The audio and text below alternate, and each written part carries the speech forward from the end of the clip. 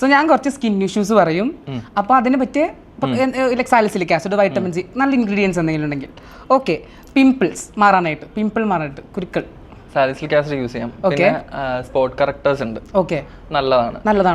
Use ചെയ്യാറുണ്ട്. ഞാൻ use ചെയ്യാറുണ്ട്. പിന്നെ പിമ്പിൾ പാച്ച് യൂസ് ചെയ്യാറുണ്ട്. ഓക്കെ, പിന്നെ ബെൻസോയിൽ പെറോക്സൈഡ് അതൊരു ഫാർമസി പ്രോഡക്റ്റ്. ഓക്കെ, അത് 1-2 ദിവസം കൊണ്ട് തന്നെ പിമ്പിൾ പോകും നമുക്ക് വരുന്നിടത്ത് യൂസ് ചെയ്യാം. സൺ ടാൻ മാറാൻ ഞാൻ കൂടുതലും ഹോം റെമഡി ആയി യൂസ് ചെയ്യുന്നത്. പിന്നെ വൈറ്റമിൻ സി. ഹോം റെമഡിയിൽ എനിക്ക് കൂടുതൽ എഫക്റ്റീവ് ആയിട്ട് തോന്നിയിട്ടുള്ളത് കേർഡ് യൂസ് ചെയ്യുന്നത്. കേർഡും ഓട്സും പയറും യൂസ് ചെയ്തിട്ട് അത് പൊടിച്ചിട്ട് മിക്സ് ചെയ്ത് അതാണ് ഞാൻ കൂടുതലും യൂസ് ചെയ്യുന്നത്. Face and full body. ഫേസും ഫുൾ ബോഡി അല്ല, കയ്യിലും കഴുത്തിലും മുഖത്തും യൂസ്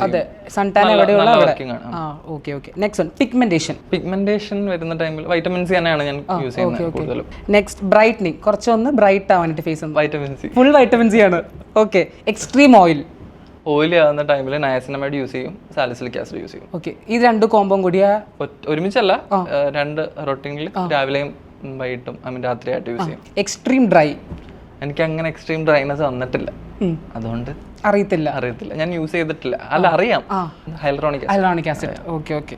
നെക്സ്റ്റ് കുറച്ചൊന്ന് ഏജിങ്, കുറച്ചൊന്ന് യങ് ആയിട്ടിരിക്കുകയാണെങ്കിൽ ഏത് ഇൻഗ്രീഡിയന്റ് ആയിരിക്കും? റെറ്റിനോൾ യൂസ് ചെയ്യാം. Okay, good.